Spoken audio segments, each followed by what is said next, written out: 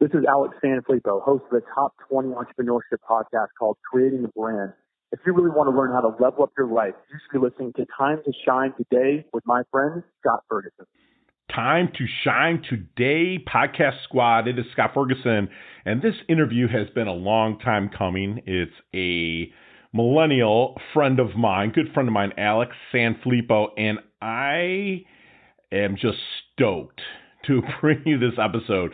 Alex, for being is a young man, well, a young man to me at least, he has done so much for so many people.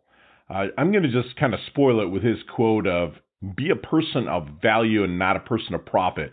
And the things will end up coming to you when you add value, whether it's monetary or emotional. Good things will come to you when you keep adding value, not only to yourself and your health, but also to other people.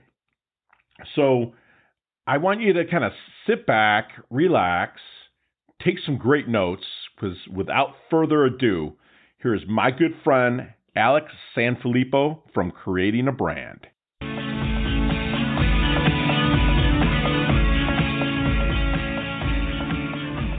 Hey, time to shine, Varsity Squad. It's Scott Ferguson with Time to Shine Today. And I've been waiting on this interview for quite a while. It is a good friend of mine who I've never connected with live, but he's always adding value to my podcast from stuff that I pick up from him virtually or content that he's put out. His name's Alex Sanfilippo. And hopefully I didn't butcher that too bad, but we'll get that in a little later. But he actually spoke at PodFest. The man helps people create brands, and his brand himself is phenomenal. He's had top-notch interviews with people across all broad platforms, and I'm just stoked and blessed to have Alex on the Time to Shine Today podcast. And Alex is the host of Top 20 Entrepreneurship Podcast, Creating a Brand. The name of the podcast is Creating a Brand, and the CEO of Creating a Brand, abrand.com. Alex helps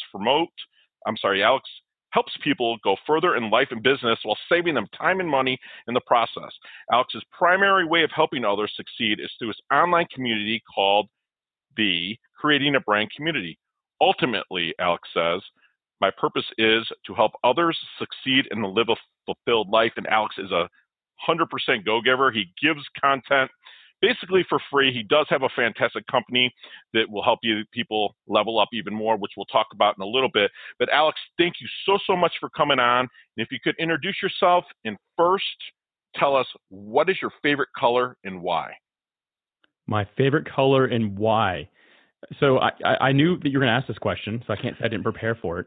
Here's the deal. I couldn't come up with one color. I really like the ocean. So, blue might be a color, but I really like anything that's associated with it. So like the light greens, the light blue, even the light yellows, anything that makes me feel like I'm near the beach, that's the win. So I kind of give you three colors there, but that really nice color palette, that's kind of more what I'm into.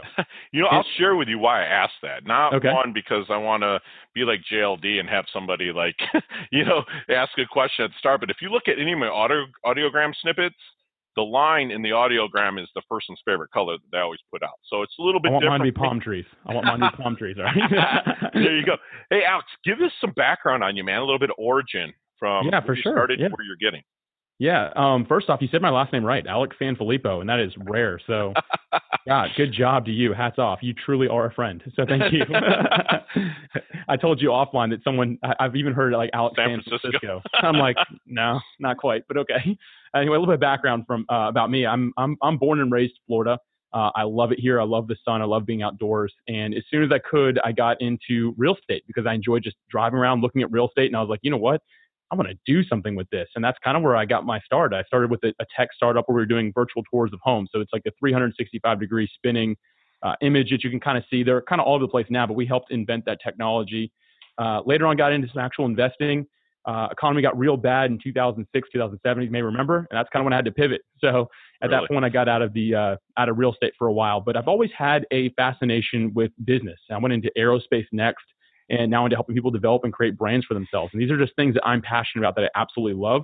And, I look back, Scott, I look at my life. I wasn't great at school. I wasn't great at video games. Wasn't great at sports. And I wasn't great at music. So I was a really weird kid.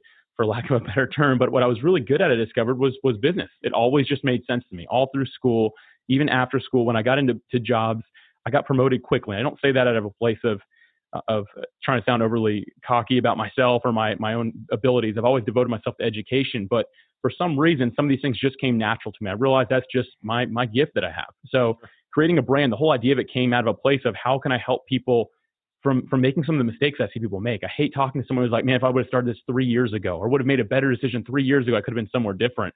Scott, I know that you probably have stories like that, just like I do. Right. But what I want to do is just help people get further faster, as I say in my bio even. But that's a little bit about me, man. And I just have devoted my life to that. So you started with the real estate, which, people that are my squad out there knows I've been a real estate agent for 22 years. So I saw that little drop off in 6, 7, and 8. That was brutal. So what real estate, aerospace, creating brands, what was the aha moment that was like, okay, I want to be starting to be like a complete go-giver and start creating a brand? Like what is the aha moment that started that?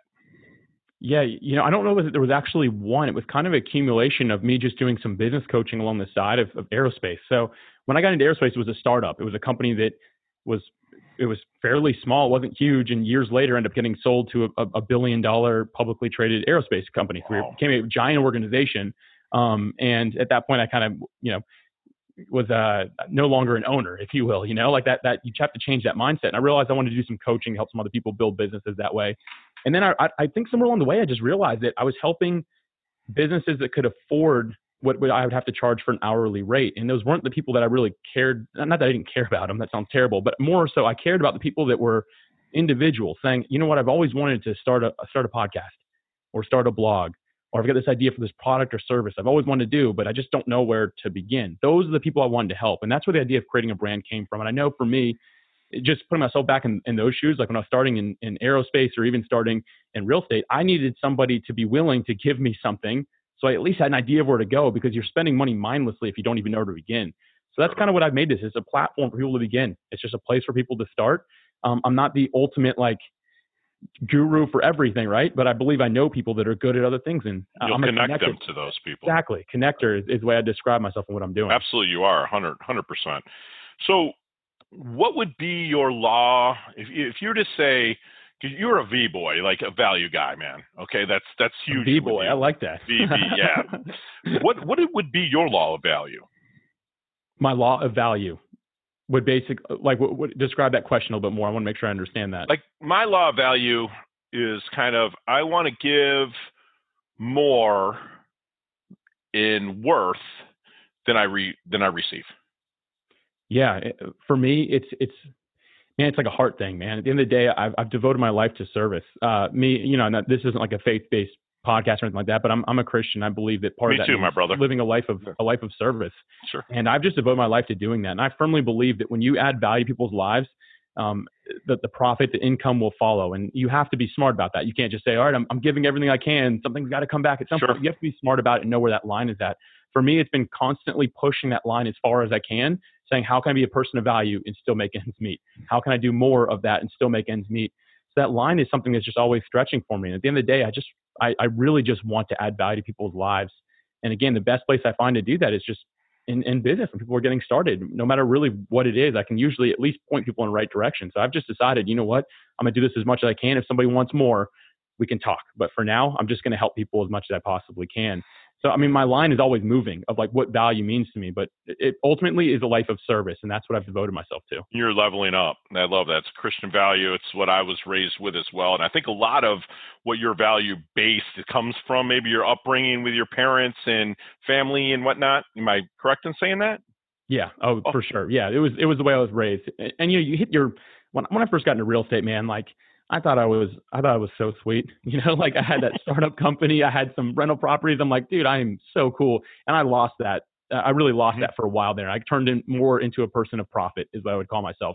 I desired to be on I don't remember what the list was called, if it was Forbes or something like that, but most successful under 30. Somebody had a list. And I was like, I'm going to be on that list. And then when the economy wrecks and you own properties at that point and you're just a young kid, you're in trouble. So right. Oh yeah. It humbled me, and it really did. And I needed that. I needed that kick in the butt to say, no, you know what? Like, you are still just a person that should be adding value instead of making yourself out to be something that you're not. And I think that's the day that pride somewhat died in me. You know, we all still have a little bit of it, but it died at some point there that day. I remember being like, okay, the economy's done, so am I. So right. So I'm doing the math here, and I'm thinking in 2006, how old were you? 18 or 19. Wow. And you were buying property. Yeah. I mean, I just got started really young. Like I said, like business just made sense to me. And like, here's the deal. I was talking to my wife about this earlier. Like, I have guitars in the wall in this room. I never got very good. I never had like that musical ability. I gave it 110%. And you know what was funny? Like, people were always like, man, I wish I had your business sense. I'm like, I wish I could pick up a guitar like you could. You know, like I know, right? We all want what we can't have, I guess. Right. My wife was like, why didn't you ever go further with this? You're pretty good. I'm like, I have no sense of rhythm. I'm like, so I took it as far as I could without knowing what a beat is. You know, it's like athletes and actors, right? Everybody wants to be the other, right?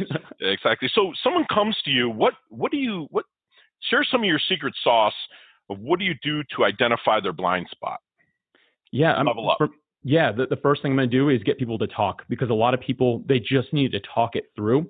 We get so caught up in the weeds of everything that we have to do. I mean, Scott, you know this. This is the noisiest world this is the noisiest the world has ever been. Like, it is so loud right now. And so for me, like when I was going to start my first podcast years ago, I thought I needed a blog.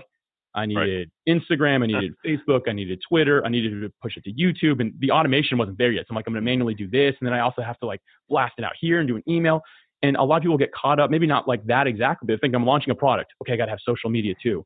I probably need to do a podcast with it. No, I need to make sure I get like a patent on this. And you know, there's so many things that you can do. I help people sit down and really process the whole thing and then sit back and think about what actually matters. Like, what is the next critical action that needs to be taken? And that's really where I focus. And then also I talk to people about like, hey, what can you sub out? Because here's the deal. The person that does everything is doing nothing, right? Absolutely. I mean, you've got to say, okay, these are the things I'm good at. I'm going to focus on them, and I'm going to sub out the rest of this. So I help people identify what they're actually good at and where their passion area is, and help them to get focused in that lane. But the biggest problem I see right now is people just not being able to focus on the one thing that really is going to drive the result. People like lose control and they go all over the place. That's the biggest thing I noticed. Yeah, they got the puppy brain, or the duck on a pond where they look calm on top and underneath they're going crazy, right? To keep them afloat. So out of those people, what is the one question that you wish they would ask you when they get started? Man, that is a great question. I love that.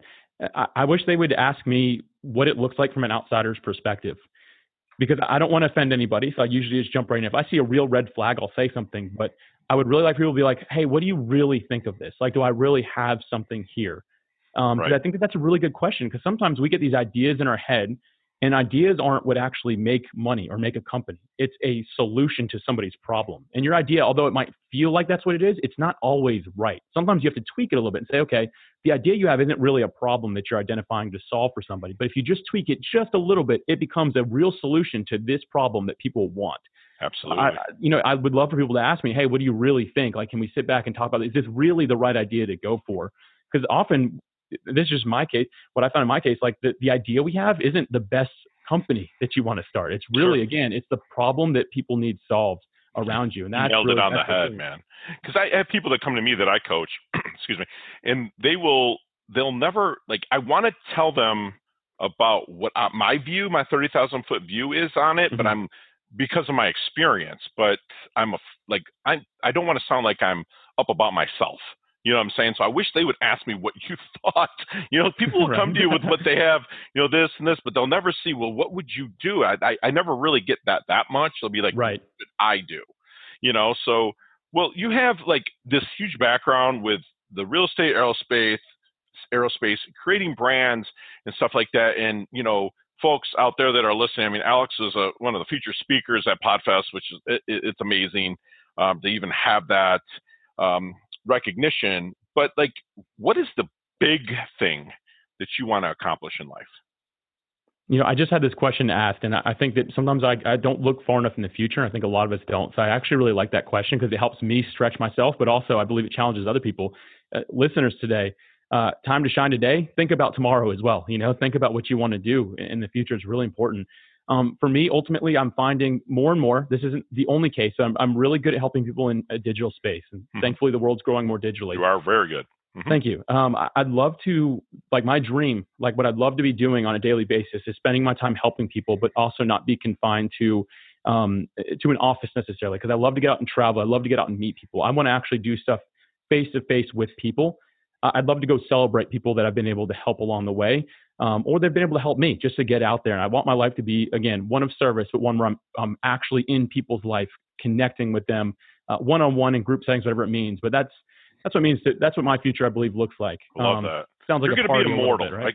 I put you among those because, you do stuff for people, for lack of a better term, for free. You help people out, and that puts you, as a mentorship. I was always told when I was younger that the more people you mentor, the more immortal you'll be. And that's because you're passing it down. And that's what I try to do.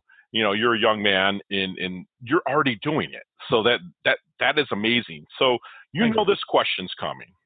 All right. Because you've listened to a couple of my podcasts. I have. Your podcast is fantastic, by the way. I got to say, I'm on a lot of podcasts. This is a side note. You can cut this out later if you want. But I'm on a lot of podcasts and I listen to a lot of them. You're one of the better hosts, and also you just have a good flow in your podcast. So kudos to you, man. Thanks, man. You're doing a great job. I'm definitely leaving it in. Hey, we're getting in that DeLorean with Marty McFly. All right. Okay. We're taking it back to 06. All right. What's the Alex Sanfilippo of today telling the Alex in 2006? Yeah, I'm going to say my favorite quote here, to seek to be a person of value, not a person of profit. Back then, I was so caught up in the moment. I just thought that I wanted to be so profitable in my life to achieve for relatively meaningless reasons. I didn't have a reason other than that I wanted money, which was a terrible place to be. I mean, if you just want money, it's a really bad place to be. But if I would have been focused on actually being a person of value around me, I probably would have never gotten into the line of work that I got into. And I'm thankful for every season of life. But if I could go back and talk to myself and be like, Alex, slow down, be a person of value, be in people's lives. And I think I'd be a little bit further along in my relationships I am today. And I'm blessed to have great relationships, but I just think that life would have looked a little different. So that's how I'd answer that question. I love it. And he would listen. Well, probably not, but probably not. He was a little punk, all right? Brother, you could never tell me anything, but so you're so structured, you're Christian, that you have that go-giver attitude and mentality. Where did that sense of right from wrong come? I know I said your upbringing, but let's dig a little bit deeper where that sense of right from wrong came from, Alex. Yeah, you know what? It was actually just people modeling it in my life. I hit a point after the real estate market crashed. Man, it was a rough time when that happened. I'm sure I was young, but I just realized the people I was hanging out with, they were similar to me and they were in different industries and they didn't care that mine was being hurt. They for some reason just hit industries that were just right. So they were making money and stuff like that. I'm like, dang man, I'm kind of left in the dust. I'm well, it sucks to be you. That was basically the response I'm getting, more or less. I mean, they weren't that rude or anything, but I just realized in my life, I hadn't surrounded myself with the right type of people. At that moment, I decided, you know what? I'm going to look for right people, if that's even a thing. And I started surrounding myself with people that are more like I am today, back then, that really cared. Sure. And they wanted to see me succeed. And some of them were willing to to help me, to take me under their wing in such a way that I feel I'm should I be paying them? Being a person of profit back then, I should probably be paying them for this. And they're just no, well, let's just go along. Everyone goes through rough times. I think just watching people model that type of life made me want to change. Sure. And I just saw the impact it had on me. It changed me as a man. And I think seeing that and living that is what really made me who I am today. And I have a lot of people to thank for that. I can't even just name off one or two. There was a handful of people that were just God sends in my life that were able to model this life of servanthood to me. And man, I just went after it. And you attracted that because you were feeling that pivot, like you said, that shift, that you knew that to do that, you're going to have to surround yourself with people that are vibing at that kind of frequency, if you will. I know it's a used term a lot, but still, you want to attract those people. Because when I was younger and I was printing money, I couldn't be told anything, and I thought I was the one everybody needed to gravitate to, like I was the center. But when I lost everything, and as my listeners know, I was sleeping on my, cousin's couch, and also in a short sale home that I had listed, and sleeping there and squatting. That I really, luckily, I was handed the book, The Traveler's Gift by Andy Andrews, and it was the life of service really began for me at a lot later age than for you. So I'm not going to say consider yourself lucky. You're not lucky. You're a go-giver and a go-getter. So that's phenomenal. Let's remove let's remove your cell phone. What's the 3 things that Alex cannot live without? All right. Does this exclude people as well, or like where are we going with this? Is this actual possession? People, place, or things. Any noun. What noun 3 nouns that Alex cannot live without? My wife. Okay.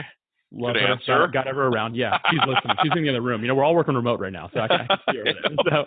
So, no, I'm kidding. That would be a serious one for me. Absolutely. Listen, man, like I spent a lot of time building a beautiful AR-15. I don't know if you guys talk about guns on here, but it is beautiful, and I would hate to ever see that go away. I just stare at it sometimes. It's so pretty. Beautiful. And then my Taylor Big Baby guitar. As I mentioned, I'm not the best, but I still love to strum a guitar, and those are my 3 things that I'd walk out the door with if I had to drop the rest of it. That's fantastic. Honestly, I'd let my phone burn on purpose. I'd act like it was an accident, but like I'd be like, oh no, So, what's the one thing Alex knows for sure? Man, the one thing that I know for sure is that life is about more than Alex. And for each of us, we have to put our name in there. We have to know that life is about more than us. And, we can hit points in our lives where we feel like, woe is me, and I can't believe how bad this is. And, for me, it was that moment in real estate, like, oh, Alex, you should feel so bad for yourself. And, people putting that on you. It's about more than you and always has to be. We all hit bad moments. We all hit bad times. At the end of the day, if you can pick yourself up and do something for somebody else that can't return the favor for you, you're going to feel better than anything you do for yourself anyway. Nobody's answered that question that quickly. That's amazing. So what's your definition of a life well lived? Man, I'm going to sound like really repetitive here, but like that quote I went back to earlier, seek to be a person of value, not a person of profit. Love it. I live by that, man. And Albert Einstein was one who said a variation of that. I can't remember exactly how he said it, but that's the same way he lived his life. He wanted to be a person of value, not a person of profit. And I think at the end of the day, if people at a 10-year funeral can say, you know what, like Alex gave it all, like he gave everything, and he was a person that, people could say nothing but great things about, that's a good thing, right? That's great. That's amazing. I'm putting that on my sheet in front of my place. Do it, man. I love it. I love it. Let's move into our level up lightning round. You and I can talk 15, 20 minutes in each one of these, but we're going to do 5-second answers. Okay. No elaboration, just fire answers. First thing off the top of your head. You ready, brother? Mm-hmm.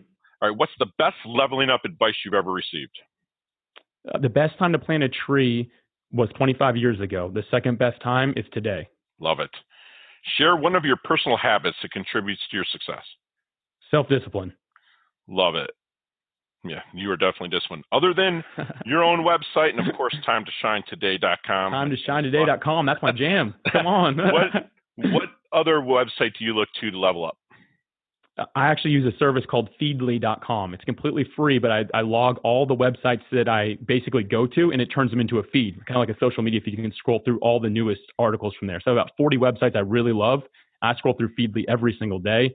If I had to pick one, it'd be readit4.me, which is a book reading summary service. Got it. Okay. All right. I'm going to put the Feedly in the show notes, people, so just be... It's free, and it's sweet, man. I love that. Okay.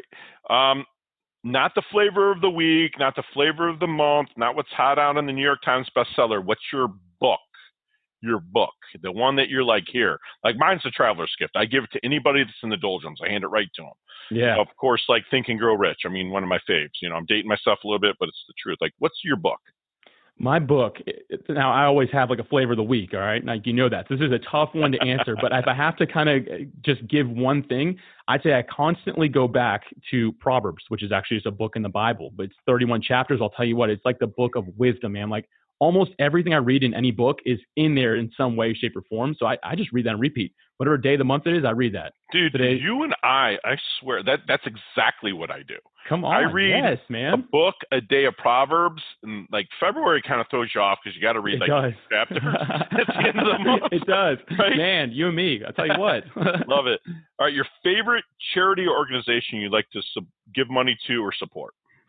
Right now, because I think a lot of people probably answer this the same way, but I hate to see kids going hungry. I remember myself at 14 years old. If I didn't have 10 meals a day, like I was hurting, like most boys that age. But we live in a world, unfortunately, where a lot of kids, they don't eat. They get what they're given at school. And if they're not at school, they don't eat some days. And that's so sad to me. So there's something called Feeding Northeast Florida that I've really enjoyed to give to right now, because I know that it's putting meals in front of kids who really need it. And that's super important to me. Love that. And I'm adding this question in because we're in day like 595 of our lockdown quarantine. So if you could go anywhere right now, where would you go? Man, I would go back to the beach. They shut it down all across Florida. Dude, I just want to go sit by the beach. I mean, I want like a cold drink and to put my feet in the water, man. Yeah. Come on. I'm literally looking at the ocean right now. What? I have, like, my life, I've been blessed, and I live on the Atlantic here in Juneau, and I look at it and go, I can't even go out. There are police Nazis out there. Right, anyways, exactly. I would do the same thing. I'd want to walk out my back door and walk right to the water. Give me a call when this whole thing's over. All right, we'll go for a walk in the We'll go. Last question. What is the best decade of music? 60s, 70s, 80s, or 90s? I love music. Okay, but the options you gave, I have to say that I think 80s was really foundational. So, like, for me, I'm going to stick with the 80s. Love it. Love it. Okay. All right. So where can we find you, Alex? Creatingabrand.com. I've got a few pages there. It's got everything on it. Another easy thing to do is just to shoot me a text. I know it sounds weird, but it's an easy way for me to get in contact with you. I can send you your audience, a free link to my community if they're interested, or at least to check out a few free courses that I have. And my number is just 1-904-299-8992, and just text the word shine. So I know that Scott sent you over, and I want to make sure that I'm respecting his audience and hooking you guys up, because I believe in what Scott's doing, and Time to Shine Today is one of my favorites. So I want to hook you guys up. Thanks, Alex. Leave us with one knowledge nugget that you want the Time to Shine squad to internalize, take with them, and live by. Yeah, an inheritance gained in haste won't be blessed in the end. It sounds big, right? Inheritance gained in haste won't be blessed in the end. And simply what that means is whatever vision you have for your life, or giant picture you have for the next 10, 20 years, tone it back a little bit. Think about what you can actually do today to impact somebody. You don't want to get there so fast that you give up your opportunity today to make a difference, to make an impact today. And I think that's the one thing that I really want to leave everybody with. That's fantastic. And squad, you've just had your mind blown with the knowledge nuggets that my good friend Alex has left with you. He kind of brought out his humility, where he says life is more than Alex. Remember, it's about serving people. Alex is the epitome of a go-giver. He believes kind of in what we call here at Time to Shine our inch by inch, it's a cinch mentality. By the yard, it's hard. So he takes his time, he methodically plans, and he moves forward. He's always helping people. He's always giving. He wants to be a person of value and not of profit. He's a family man, because he did put his wife first in our little thing there. And Alex, we talk about leveling up our health, leveling up our wealth. We talk about staying humble, staying hungry, and you're the epitome of that. And we're blessed to have you on the Time to Shine Today broadcast, brother. Thank you so much. This was seriously an honor. I had a blast. Thanks, Alex. Hey, thanks so much for listening to this episode of Time to Shine Today podcast, proudly brought to you by Sutter & Nugent Real Estate Excellence, who can be reached at 561-249-7266 and online at www.sutterandnugent.com.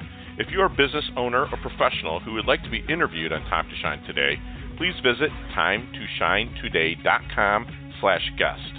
If you like this episode, please subscribe on Apple Podcasts, Google Podcasts, Stitcher, Spotify, iHeartRadio, or wherever you get your podcasts. There's a link in the show notes to our website. Also there, you will see our recommended resources. We hope that you will support our show by supporting them. If you like what you've been listening to, it'd be great if you could just give us a 5-star rating and tell your friends how to subscribe while you're at it. I'm your host, Scott Ferguson, and until next time, let's level up. It's our time to shine.